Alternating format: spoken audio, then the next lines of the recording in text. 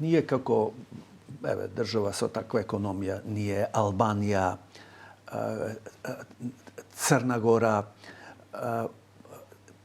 па тешко да можеме да издвоиме 5% во однос на ова прашање.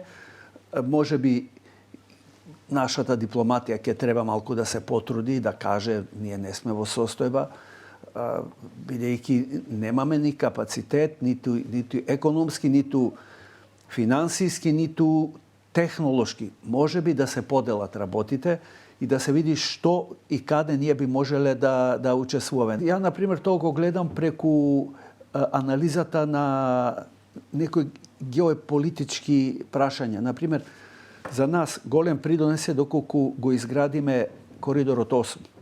Би бил голем придонес за НАТО, бидејќи 3 држави, Бугарија, Македонија и Албанија, би се поврзале со тој коридор. Меѓутоа, и мислам дека тоа би бил нешто од нашите адути. Меѓутоа, гледаме дека проблемот со Бугарија е многу сериозен.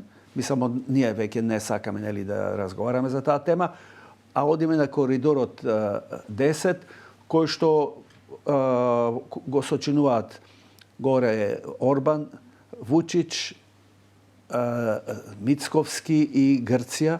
Значи, како ќе биде релацијата и на кој начин тоа ќе биде прифатливо, уште не знаеме. Мислите дека во инвестиции во тој дел може би до некаде би стигнале од прилика до тоа некоја замислен процент на НАТО? Па мислам дека би можело нешто, мора да имаме нека аргумент.